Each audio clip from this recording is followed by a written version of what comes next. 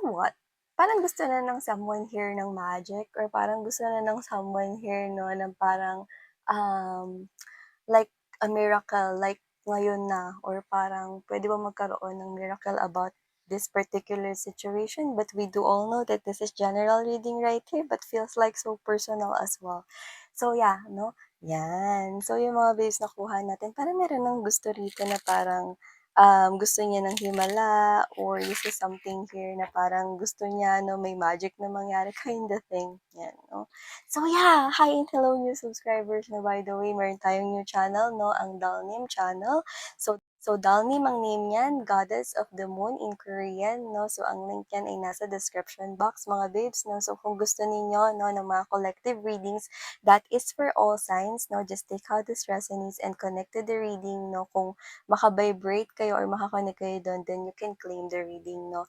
I advise you na kung tatambay kayo dun, please subscribe and para ma-hit ninyo yung bell notification para ma-update kayo kapag may upload na 'no. Meron naman tayo everyday na upload ng collective readings doon 'no. Kaya lang ang use ng notification bell is kapagka na-upload na 'no, mano-notify ka rin right away 'no or instantly na meron ng bagong upload. So, thank you so much for dun sa mga sweethearts ko dito 'no, na naka-subscribe at nakatambay na dun 'no. I really love your presence in that channel as well. From the bottom of my heart, I do love you all guys and I really appreciate your love and support. So, yun nga 'no, wala tayong gender here and just take how this resonates with you. Yan.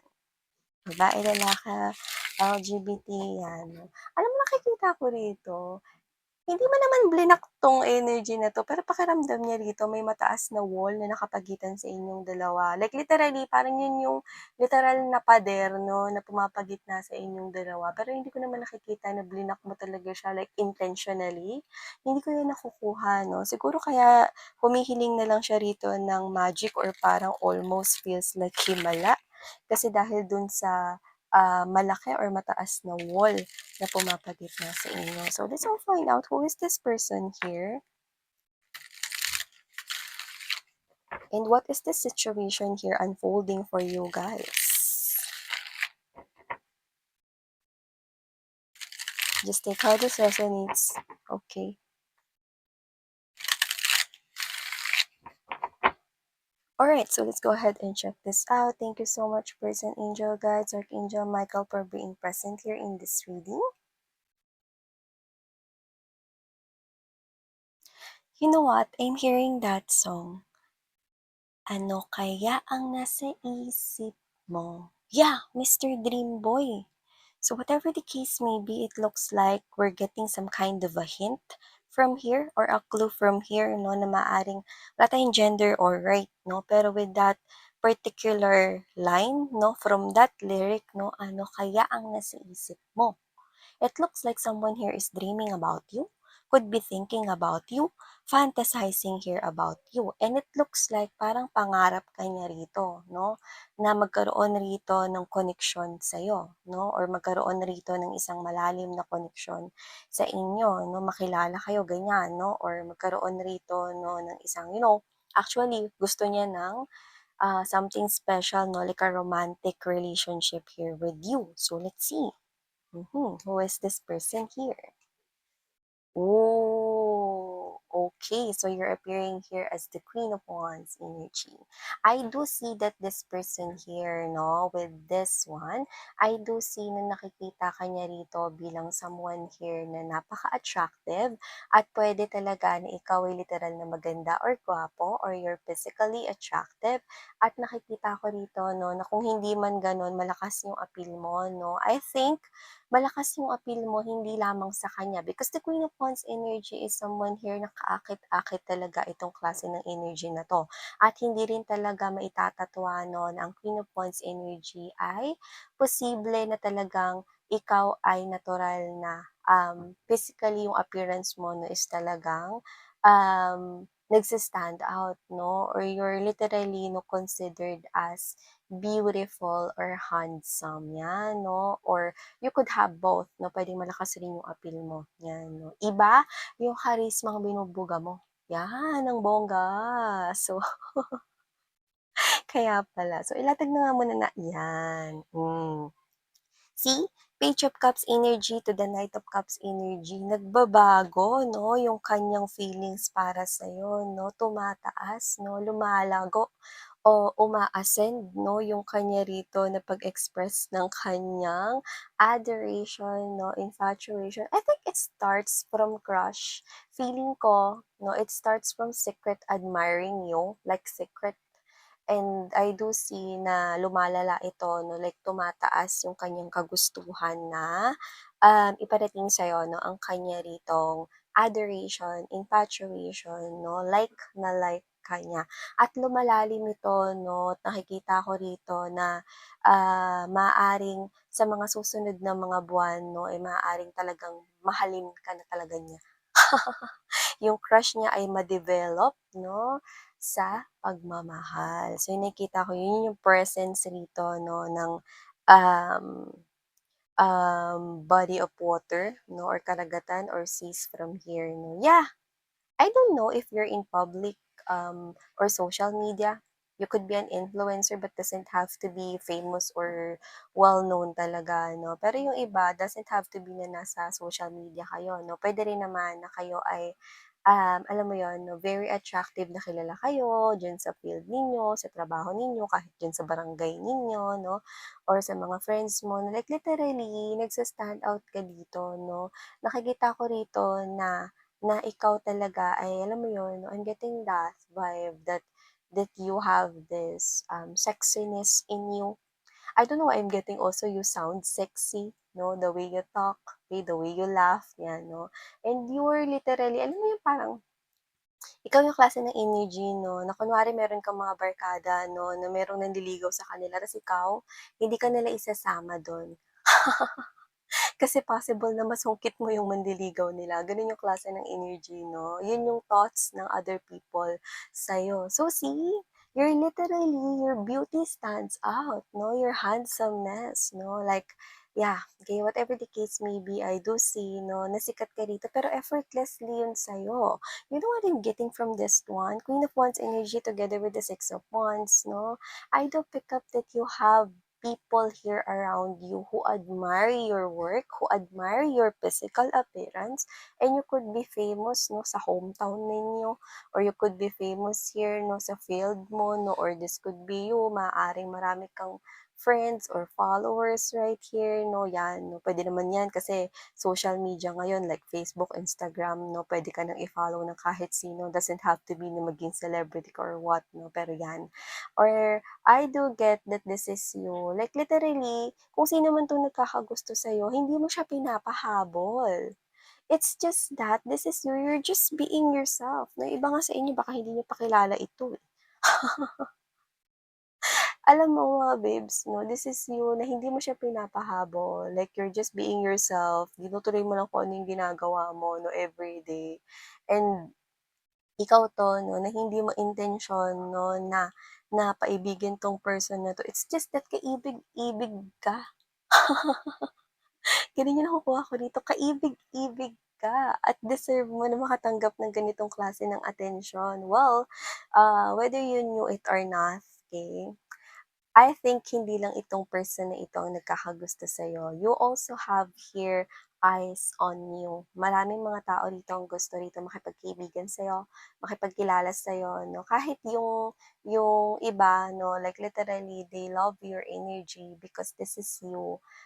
It looks like ang ganda ng energy mo, nakaka-positive, nakaka-GV 'no, GV like good vibes. And these people here 'no, gusto nila maging friends ka 'no, marami halo-halo 'to 'no, all genders na ito mga babes 'no. At nakikita ko rito na na meron diyan 'no, na mga isa sa mga puwede mo talagang ma-sureness, pero I think wala ka naman talagang pakialam dun and you're not focused to that. Meron kang mga suitors rito, mga tao na gusto ka ring i-date. No, aside from those people here na gusto kang makilala and be your friends or they love kung sila man ay tinuturuan mo like puwedeng supervisor ka or puwedeng managerial position ka or may posisyon ka like you handle people here under you or you could be owning here a business and you have your own staffs. I do pick up that these staffs of yours or yung mga people under you 'no, gusto nila talagang nakikinig sa'yo kasi nakaka-positive na yung mga shine-share mo rito na parang mga tips, mga advices 'no, na puwede nilang gawin sa kanilang trabaho at sa kanila ritong life 'no, and your friends 'no, ikaw rin yung una nilang nilalapitan like iba yung energy mo 'no. And this, I do pick up na meron ka ritong someone 'no, out of those suitors or out of those, mga gusto ka ritong i-date 'no, someone here feels, Four of Cups energy, someone here feels like, "Oh, anong gagawin ko?" 'Yan 'no, in that particular line 'no, parang gusto niyang sabihin mo sa kanya, okey, kung paano mo siya mapapansin 'no, kung paano mo siya mapapansin dito. Kasi mukhang napakahirap agawin ng iyong atensyon, 'yan 'no. At saka nag-e-enjoy ka, lumalabas ka rito mga babes 'no, bilang Queen of Wands energy and there's this Six of Wands, see? Nag-e-enjoy ka sa ginagawa mo 'no.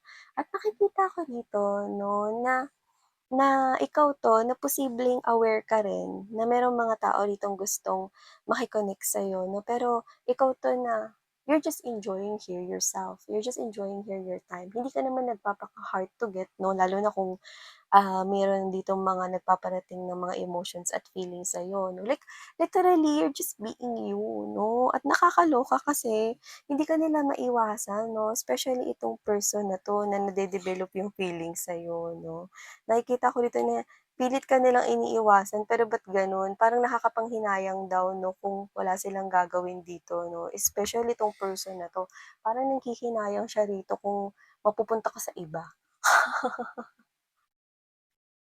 Yun yung nakikita ko rito 'no. So in short, pitay na pitay siya sa'yo, 'yan 'no. Ilatag na nga natin muna lahat yun, sabi ko sa inyo, eh. Hmm, so let's see. You could be addict in watching tarot readings. I'm strongly getting that, but just take how this resonates. Or maybe this is you. You're not watching tarot readings, no? Pero you make sure that in a week, actually hindi nga in a week eh, parang sa loob ng 3 days, hindi pwedeng hindi ka manood ng mga energy or tarot readings. Yan. Like you believe with your angels and guides. And yes, no, totoo naman talaga yon. Okay? Yeah, you're just free-spirited right here. You're just enjoying your life. Nag-e-enjoy ka rito, okay? Okay. So, yeah, sabi ko sa inyo, eh, kinonfirm lang talaga rito na kayo ay nagtataglay rito ng Queen of Wands energy na may energy ng isang Empress 'no. Wala tayong gender here, but I do pick up that because you are also appearing here 'no, ini-embodies mo ang Empress energy. Pagdating sa love and commitment relationship, Ten of Pentacles talaga ang hanap mo. You really want someone here 'no, na talagang hindi lang love, at feelings and emotions magiging stable kundi pati rin 'no sa pamumuhay 'no. You want to give to yourself the best of the best, 'di ba? Kasi sabi ko sa inyo, ang Queen of Wands is energy 'no, is someone here na suregurado sa kanya ritong patutuloyin sa kanyang puso at sa buhay niya 'no, whether that's friends, connections, business related or work related 'no.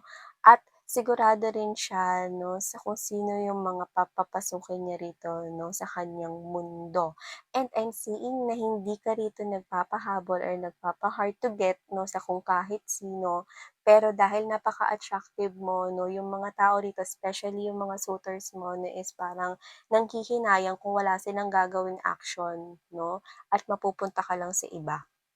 So they're willing to get your attention 'no, and fight for this connection 'no, para makuha nila yung attention mo. But this one's really standing out kasi, with the Four of Cups energy namomroblema na siya rito. Like puwede mo bang sabihin kung paano mo ko mapapansin, collective, 'yan.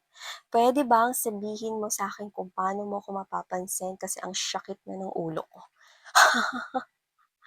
At araw-araw, you know what I'm getting? Araw-araw kinda thing. So yung iba, I'm getting na puwedeng ginawa niya pang wallpaper 'no, sa kanyang phone or sa kanyang desktop or sa kanyang laptop 'no, ang inyong photo, okay? So whether this is some kind of a giving me could be your fan, because this person here could be supporting you, like not literally supporting if you are an influencer or what, pero sinusupport ka niya rito, like literally, sinusuportahan ka niya rito in a level na this person admires lahat ng ginagawa mo. Whether this is a coworker, whether this is someone here who sees you, whether this is someone here, no, who is already watching you, no. Alam mo hindi niya na alam yung gagawin dito kasi ang hirap daw magpapansin sa'yo. Ginagawa niya naman na parang nagpapadala like ini-express niya 'no. So, puwedeng china-chat ka niya pero hindi ka nagre-reply or china-chat ka niya, iniintay niya na mag-reply ka, okay? I'm getting this type of energy that you are someone here who do not let anybody, because you're appearing here as the Queen of Wands in the Empress energy, no? Hindi mo hinahayaan na pumasok ang kahit sino-sino lang sa buhay mo. Kaya kung social media man ito, kung isa man 'tong bago na energy or someone here na hindi mo pa knows or stranger pa to you, puwedeng mini-message ka niya pero napunta pa doon sa message request, no? Kunwari, Messenger 'yun 'no, like literally hindi ka pa nagbubukas ng Messenger request mo or whatever na mga ganyan, whatever social media you're using 'no, or puwede rin naman nagko-comment siya rito kung public naman yung post mo, yung status mo here 'no, pero wala siyang nare-receive rito ng message 'no. Kung meron man puwedeng, ikaw ay nag-like lang 'no or nag-heart lang, excuse me, dun sa kanyang message 'no, ta's yun na yun, like wala ka namang sinabing iba, 'yan napaka-ano mo, hindi ka close off, honey 'no, hindi ka close off. Alam mo lang talaga 'no, kung ano yung gusto mong gawin at alam mo rin kung ano yung dapat mong i-prioritize. Alam mo rin 'no, yung gusto mo ritong, vision mo para sa buhay mo, 'yan. So, sa nakikita ko rito, with the presence of High Priestess and there's this Moon card energy, napaka-mysterious ng dating mo sa mga tao, especially with this person here.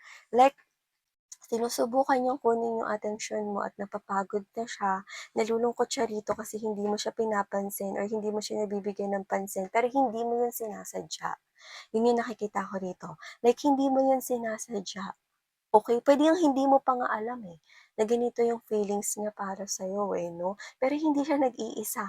Meron akong nakikitang mga energy rin na gusto rito makipagkilala, makipagkaibigan sa'yo at yung iba sa kanila gusto ka ritong i-date at lumabas kayong dalawa, 'no? Yung may gano'n tayong energy pero you're appearing here as someone who's quiet and mysterious. So, nakita ko rito 'no, na nabu-view ka nitong person na 'to na matagumpay ka sa buhay mo with the presence of World card energy 'no, and the Three of Cups. At nakikita ko rito na pagdating sa love life, napaka-private mo. Hindi mo ito sinasabi sa iba 'no, and you're just keeping it to yourself. So, hindi nila alam kung ikaw ba ay kumo-connect na rito 'no, with someone special or may iba kang ba nagugustuhan, may in relationship ka ba, married ka na ba 'no? So, wala silang ka-clue-clue dun, di nila alam yun because you're not vocal about it. Pero, isa lang ang sigurado dito, pagdating dito sa personal mong buhay, you're quiet. At kung pagdating naman rito when it comes to your love life, you want the Ten of Pentacles energy, someone who is reliable, someone who will be with you, emotionally available, and stability, no, ay present dito sa connection na to. So, you're wanting 'no, whether meron ka ng person sa buhay mo 'no, like, you're wanting what's best for yourself, especially sa love life 'no. This is you, you're not going into that type of connection na, "Puwede na 'to." Hindi ka gano'n. Like, eto ka na ang gusto mo talaga 'no, pagdating sa love 'no, is yung talagang emotionally available at talagang stable pagdating dito sa pinansiyal 'no, stable rin at mature mag-isip, gano'n 'no. So, I'm seeing right here 'no, na posibleng hindi mo ito napapansin dahil nalulungkot siya rito at nag-iisip siya rito ng iba pang paraan 'no, para paano ka ba niya mapapansin. Nangangalap siya rito ng information about you pero like wala siyang makita. Yun yung nakikita ko rito. Like you're literally quiet about your personal life. So, ibig sabihin kung trabaho man ito or kung literal na nasa social media ka, like nag-create ka ng wall na hindi talaga alam ng mga taong ito na especially this person here yung pinakatungkol sa'yo. Okay? So, nakikita ko rito no, na napaka-loving ng energy mo at patuloy kang ginugusto at minamahal ng mga tao sa paligid mo. You've got your friends support, you've got your family support, and you've got other people's support no? Sa paligid mo, they're recognizing your work, they're recognizing your worth. Alam nila na napaka-attractive mo at yung iba, alam mo, ang dami ng energies 'no, na nakikita ko dito maa-attract pa sa'yo, halo-halo na ito like mekos-mekos. At nakikita ko rito na parang gusto nila yung atensyon sa'yo pero patuloy ka rito magbibigay ng parang parang to the point na feeling nila wala kang pakialam or ang hirap ang hirap daw na makuha yung atensyon mo, kinda thing. Okay, so yun yung nakikita ko from here. So yeah, wow, someone's sumasakit ang ulo dahil hindi niya alam kung ano pa ang kailangan niyang gawin upang siya'y mapansin mo. Pero ganun pa man, nakikita kong hindi mo ito sinasadya, 'no? Nakikita ko rito, 'no, na wala kang ibang intensyon, 'no, kundi naka-focus ka sa sarili mo ritong buhay, 'no? At nakikita ko rito na pagdating sa love life, ang gusto mo ritong patuloyin sa buhay mo, whether you have here someone special already in your life or wala pa, whatever the case may be, I do see that you want the Ten of Coins energy when it comes to love. And nakikita ko rito, no, na kahit na ikaw man ay may tagumpay na sa buhay mo, nakikita ko na very humble ka at nakikita ko na mapagkakatiwalaan ka as a friend, as a family, no, and as a coworker right here. Nakikita ko dito that you're living your life, no, with honesty and full of integrity. So, nakikita ko rito, no, that this is you, wala kang ginagawang masama, pero meron ritong mga sumasakit yung ulo, especially this person here, because they do not know what else to do. Ano pa ba yung kailangan kong gawin upang mapansin ako ni Collective? Oh, well, yun yung nakikita natin here. So yeah, claim all of this message right here and thank you so much, babe. Sarang ngayon, love and light. 안녕.